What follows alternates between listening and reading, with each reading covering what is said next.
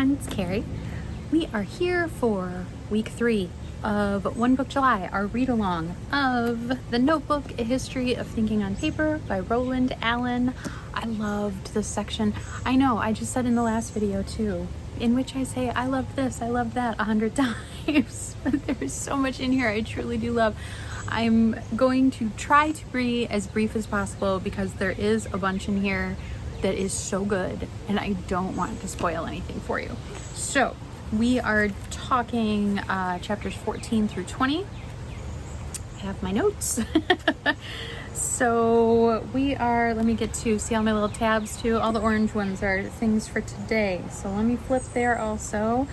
I've heard from several of you that you're really enjoying the book. That makes me so happy. I'm so glad. I talk about this in my notes here, but it's one of those things where, yes, it's a nonfiction book, but Roland Allen's prose is fantastic. So these stories that we're hearing about the people using the notebooks are so incredibly well written.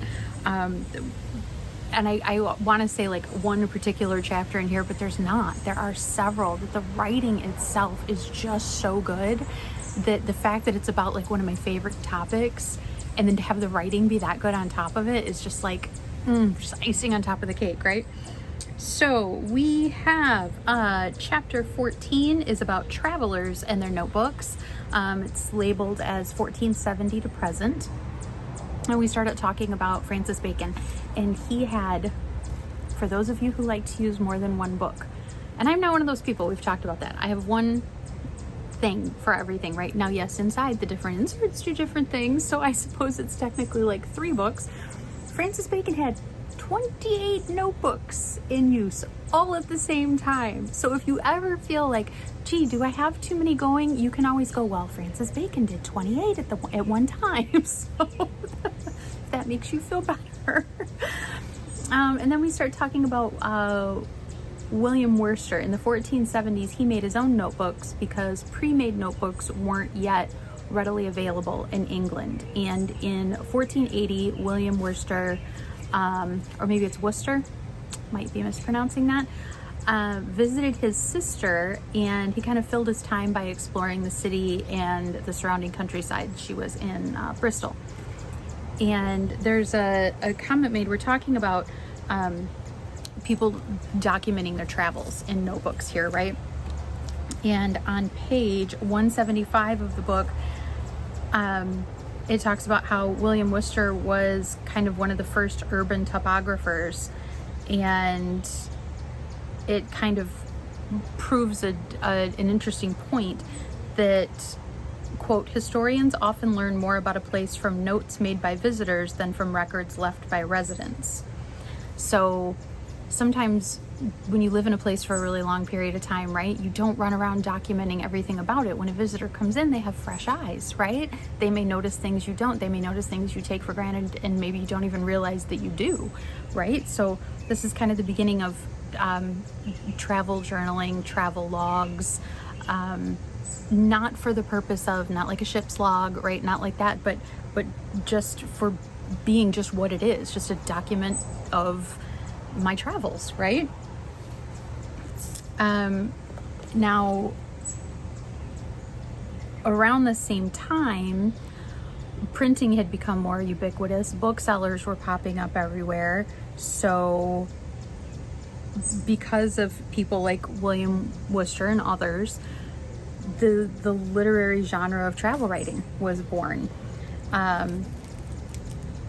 And some of their publishing was really interesting. The lines between fiction and the nonfiction of travel writing kind of started to get blurred. And one example that's given is Daniel Defoe's Robinson Crusoe, because a lot of people took that to be nonfiction, and it wasn't. It was made up, but the way it was printed, with like maps in the front, and the beginning of the story is printed as if it was taken from Robinson Crusoe's diary. So it kind of read like nonfiction to a lot of people. So that kind of linked the travel writing genre to fiction a little more closely. And then, of course, we talk about another traveler in his notebooks, Herman Melville.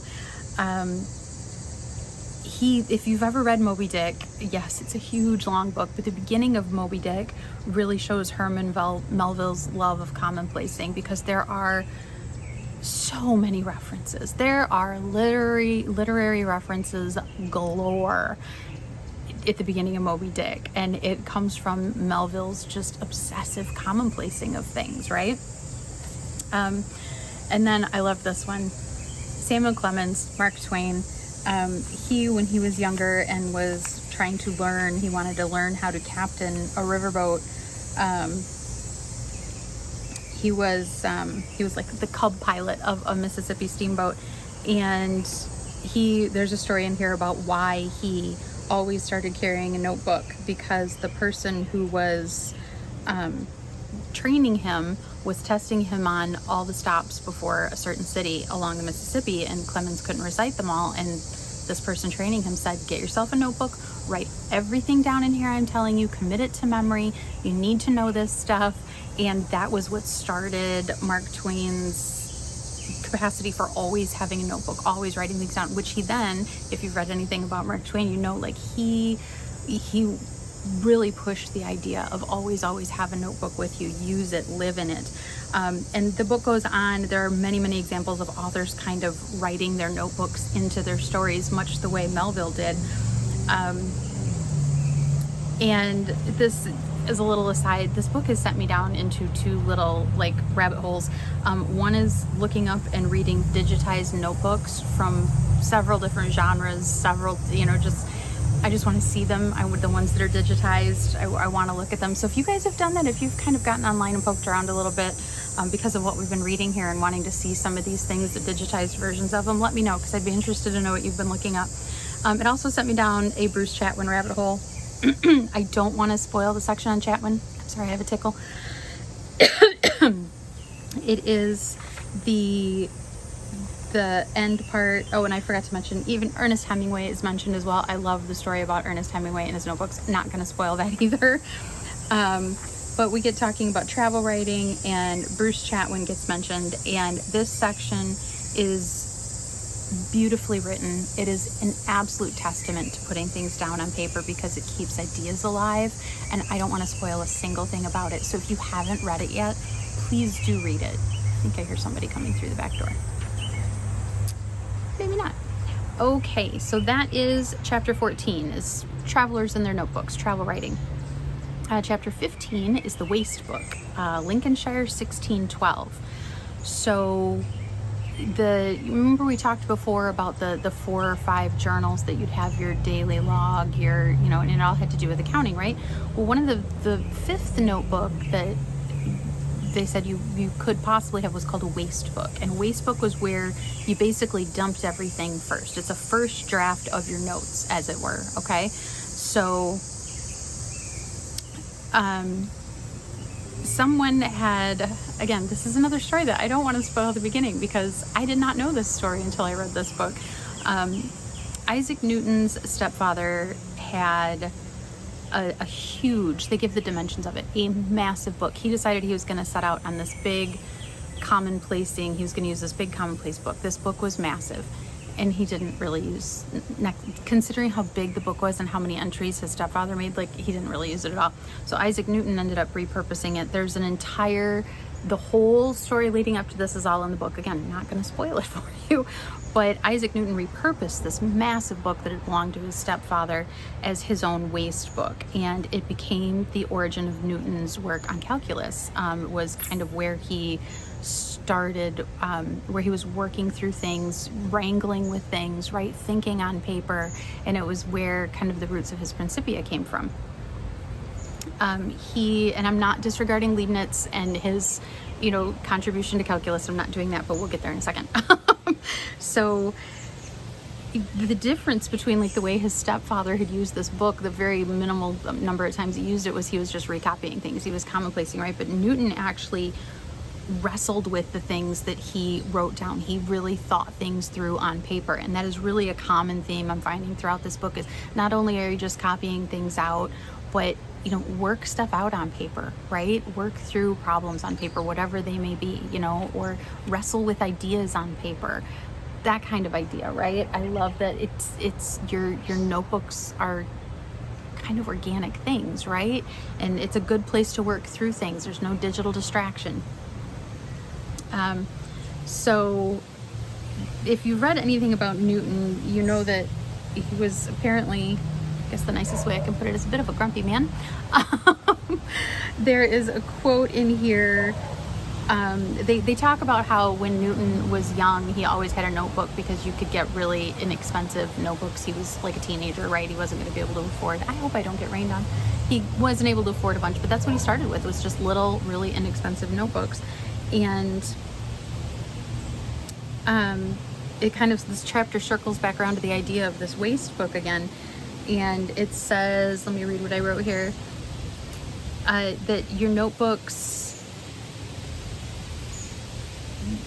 while you may be in a little cheap notebook, doesn't matter. You may be in a huge expensive notebook, doesn't matter. That your notebook, quote, could serve as the repository for all kinds of ideas, juxtaposing them so that connections became apparent, holding data until such time as they might become relevant, preserving calculations and observations without degradation. And I love that idea. I've talked about that here on this channel before, about the idea of if something pops in your head, write it down, right? Have a place where you won't lose it. You may not need that little bit of whatever that just came to you right now. You may not be able to act on it right now, whatever, but you have it. It's recorded, it's kept, it's safe, right?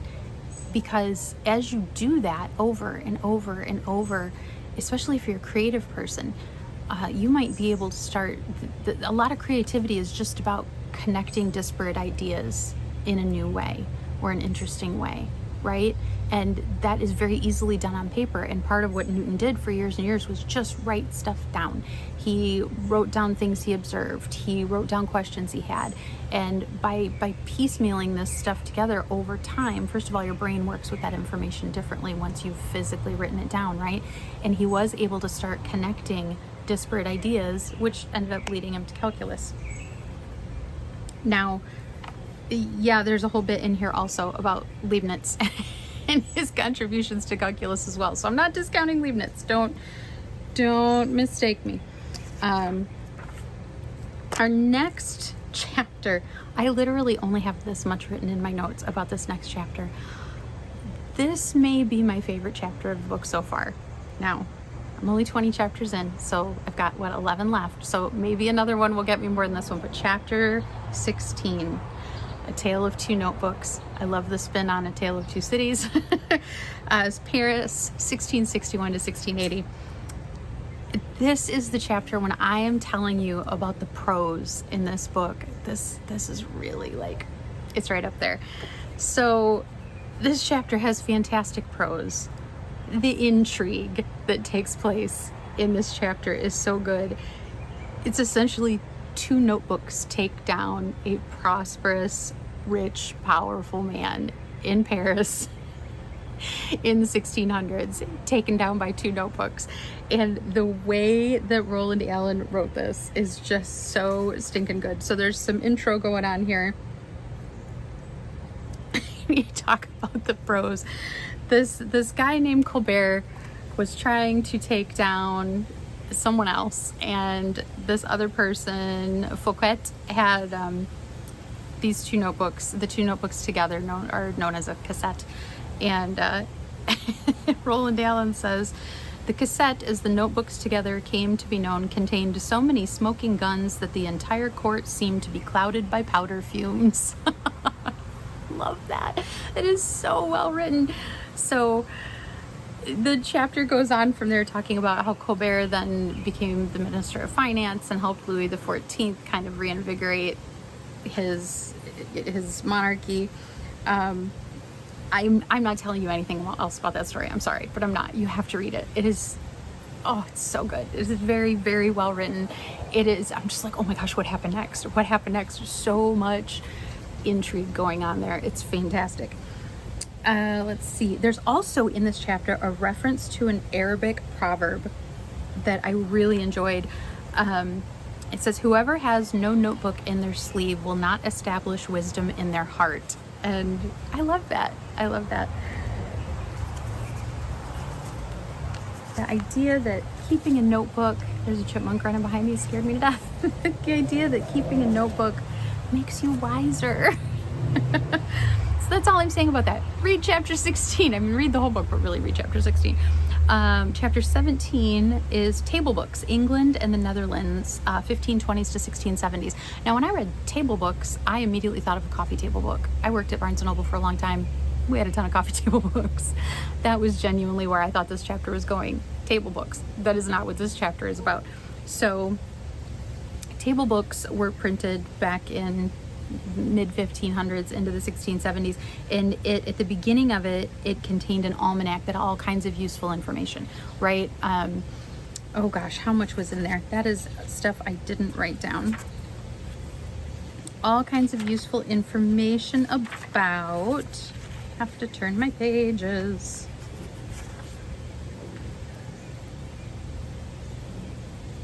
They were pretty small. They were about A6 size roughly. They're about 4 by 6.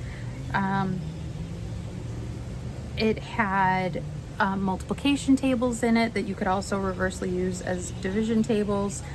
The 4 terms of England's legal year, sunrise and sunset times at the summer and winter solstices, pictures of foreign coinage and the exchange rates. So all kinds of useful things that, like, we have the internet now, right? Well, they obviously didn't have this back then. It kind of reminds me of a pocket encyclopedia for the time, basically. So that would be all at the beginning of the book.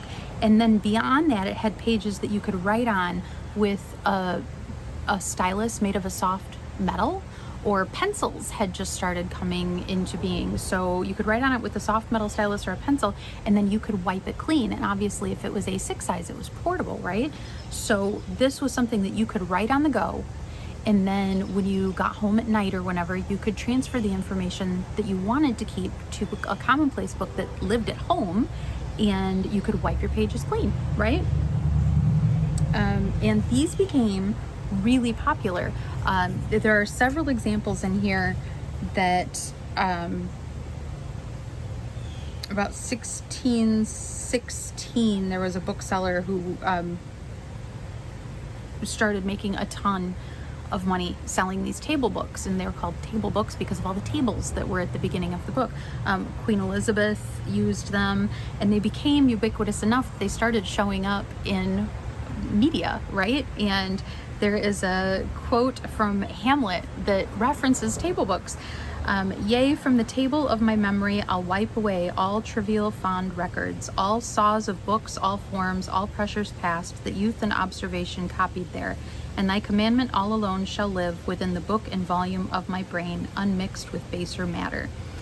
So these things had become so popular that Shakespeare kind of took for granted the fact that if I say, the table of my memory, they're going to completely understand. I'm making a metaphor, right? I'm making a metaphor regarding table books, using table books as a part of that metaphor. So, and I love that idea that you could just, wipe your page clean. This was because leading up to that point, the only thing you could really use, carrying about a notebook and using it on the go was not easy. You had to have a pen, you had to have a pot of ink, right? You had to have a blotter so that you could blot your ink dry. Those things were not easy to just chuck in a pocket and move on about your day, right? So having pages that you could wipe clean, having this soft metal stylus available, and then obviously the pencil shows up on the scene, which is huge, makes the writing on the go a lot easier. Now we have to find the other section of my notes. There we go. Okay, now we are on to chapter 18. This is 1699, and this is we're talking about ship's logs again. So in July of 1699, the Rook set sail from London to Surat and then Amoy in China.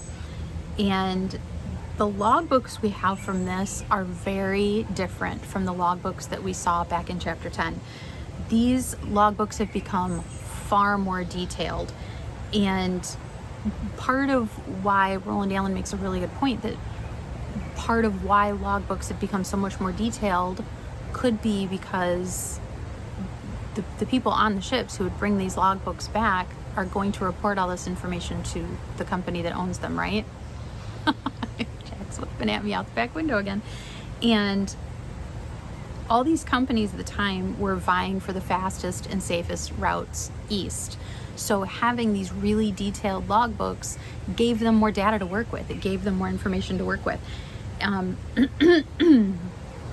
This particular logbook, honestly, you name it, it's in here for the first half of the logbook. Okay, descriptions of the weather, any surrounding landmarks, tons of different birds, descriptions, drawings, accidents that happened on the ship, crew members who died. There's a long description, very descriptive description of the emperor's court in China.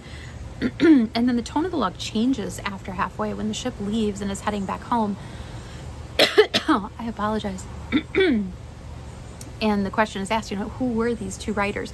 And Roland Allen goes into that in a lot more detail in there. Again, I'm not going to ruin it for you, but I really liked the idea of this, the time that has passed and how much more people are writing. Things are getting more and more detailed because people need data, they need information, right?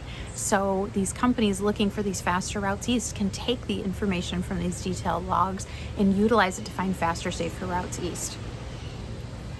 Chapter 19 is the Naturalists notebooks. This is 1551 to 1859.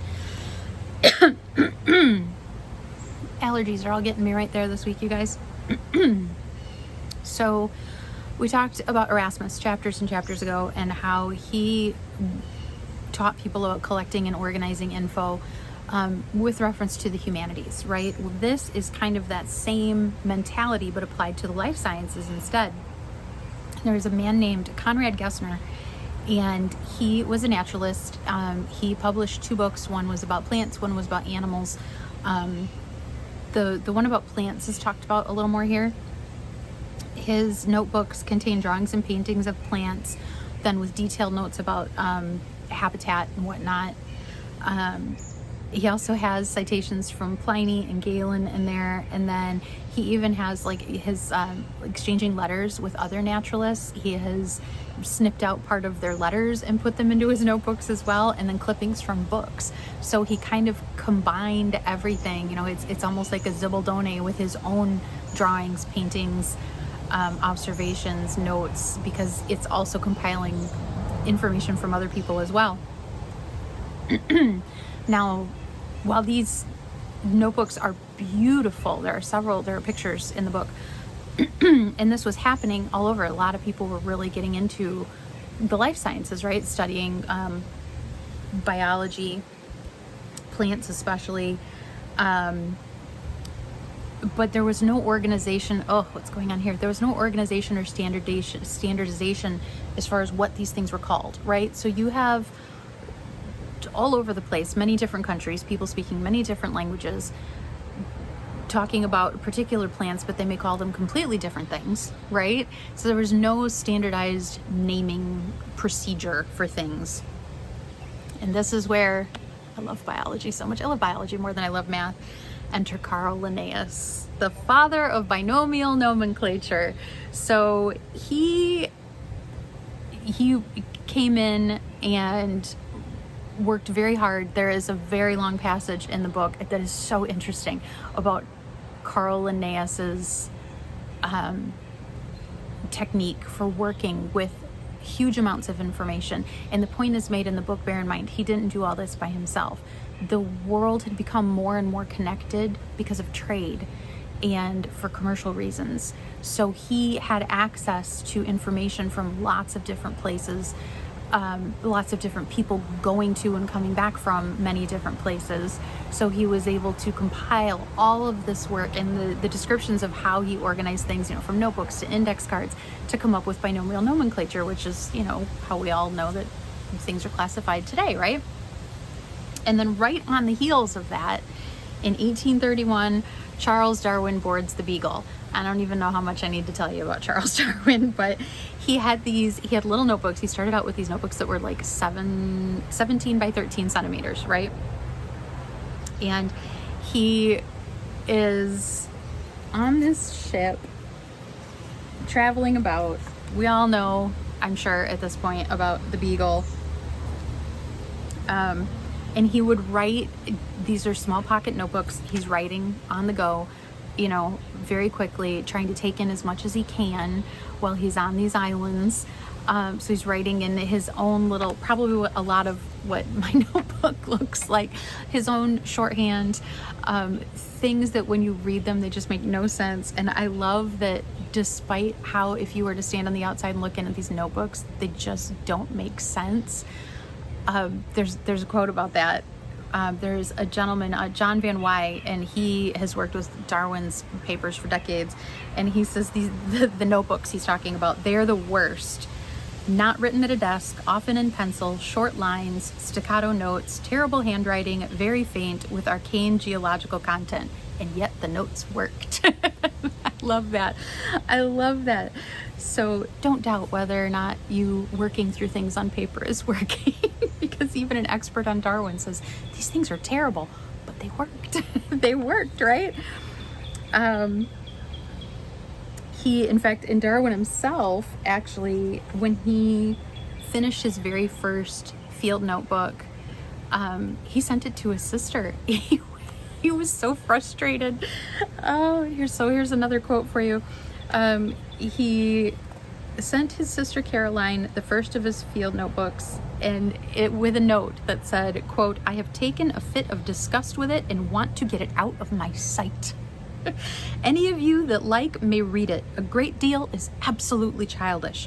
Remember, however, this, that it is written solely to make me remember this voyage, and that it is not a record of facts, but of my thoughts." And then it says after that, so he sends that notebook to his sister. He's like, I don't even want to look at the thing. I am so frustrated and disgusted right now. Like, I don't want to see it. Send it to my sister. He sends it. After that, he sends her another letter and says, hey, don't lose that notebook. He said, quote, "I would as soon lose a piece of my memory as it." And thankfully his family heeded his words. They took good care of his notebook while he was gone. But I love that in a fit of pique, he's like, get it out of my sight. I don't want to see it. And then, hey, you know that notebook I sent you? Keep an eye on it, please. Don't lose it. That absolutely cracks me up. Oh my goodness. I'm sorry. I'm getting phone call. So he goes on, Roland Allen goes on to talk about Darwin's kind of process. And after he had all these field notebooks, he ended up, after a while of only doing field notebooks, he ended up devoting one notebook solely to speculation, right? He had theories about many naturalist things, and he worked them out on paper. So instead of having those things being worked out at the same place where his observations were, he had a notebook that was, these are the facts, these are the things I am observing, what I am observing to be facts, right? Geology, birds, plants, whatever. These are all observations, but this notebook alone is where I can wrestle with theories, ideas, my own ideas from other people, right? And that was, again, another example, working through stuff on paper. It doesn't have to be just a repository for reference. Like we had discussed how things had started, like with a commonplace book or a Zibaldone, or accounting books, right? Where this is accounting books are more of an active record, actually. I should amend that. But the idea that, yes, it's a good place to keep things so you don't store stuff up here. This is for thinking, not for storage, right? But that he dedicated just a full notebook as a place apart from factual observations to just wrestle through things, right? And work through things. And how I have to wonder, like, how much more I know I personally could work out if I would just make time to wrestle through things on paper. And then our last chapter this week is chapter 20, and it's Diaries and Journals from the 1600 to present. So until about the 1600s, the recording of just like your daily life, it hadn't really been a thing, right? We've talked about notebooks up until the 1600s through several chapters, and none of them were really about, oh yeah, it was rainy today and I went here and then I met so-and-so for lunch, right? Like just a record of your the daily happenings, or, your feelings about things. And then suddenly in the 1600s in England, diary keeping starts to take off. Now, Letts, which is the publishing house that heard of before, I'm sure a lot of people have, they started publishing like a daily diary, and it would have like a week per spread, right? And it was Monday, Tuesday, Wednesday, Thursday, Friday, Saturday, because you didn't put Sunday in there because nobody was supposed to be working on Sunday. And they eventually, these took off. People started really using them as to keep appointments and meetings and whatnot. And they were generally published for men, but then they also started publishing some for women. And the question, and it really took off. And the question is, well, why? Why did this suddenly take off? Notebooks have been around for a while at this point, but why here in England at this point in time? And Roland Allen makes several suggestions as to why. There were higher literacy levels. There was a lot of social status anxiety, so people could kind of work out stuff on paper there. Maybe societal tensions, class tensions. And he makes a really good point that a lot of things that maybe today we would write in a diary or a journal about, at the time back then, people were writing letters all the time. So they would maybe write about these things in a letter to a friend or a confidant. So why would they turn around and write it again in a journal, right?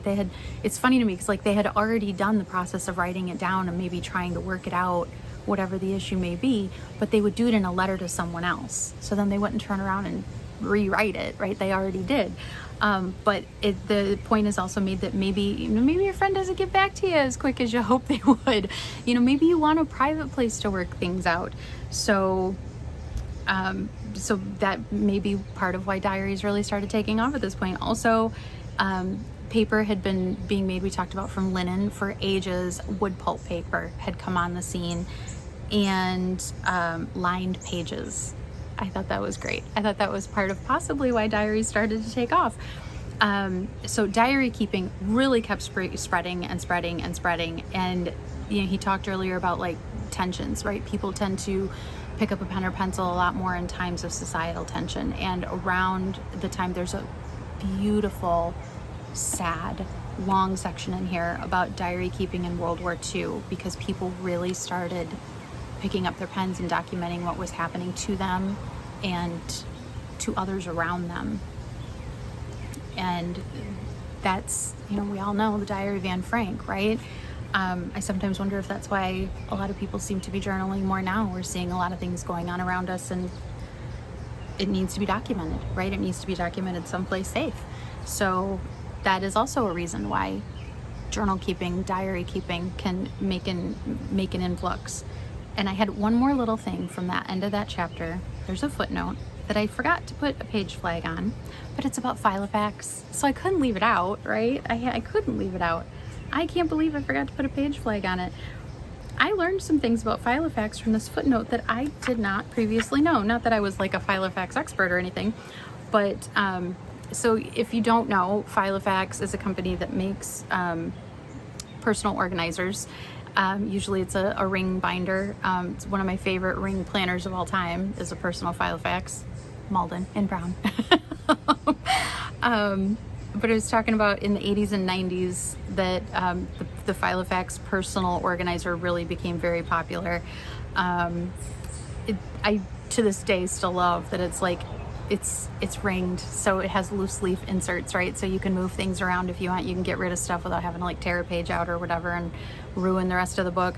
I did not know that, the plastic insert that you can get to hold your credit cards, that was a request made by Diane Keaton to Filofax, and that was why they started making the plastic credit card holders. I love that. My mom loves Diane Keaton, so I, by proxy, love Diane Keaton. And it talks about how this idea came from a 1910 product called Lifax. It was used by engineers for decades, taken on military expeditions to Everest. So I found that really interesting that is part of, diary keeping and journaling keeping really did keep on going with Filofax, because as we mentioned, that we mentioned from way back when, right, publishing the first diary or journal, Let's acquired Filofax in 2001. So that was where the Filofax footnote came in. So I feel a little scattered today. I hope that video does not come off as scattered as I feel. I feel really scattered today, but that is chapters 14 through 20 of the Notebook, A History of Thinking on Paper by Roland. And again, thinking on paper. This book keeps tying back to the process of actively thinking on paper because it works. So I hope to join you soon for, what are we doing next? Chapters 21, 22, 23, 24, 25, 26, 27. Chapters 21 through 27 of our book. I hope it's going well for you. I hope July is treating you well. It is very hot here right now. I'm not enjoying it. And I will see you soon with our next read along video. Thank you so much. Bye-bye.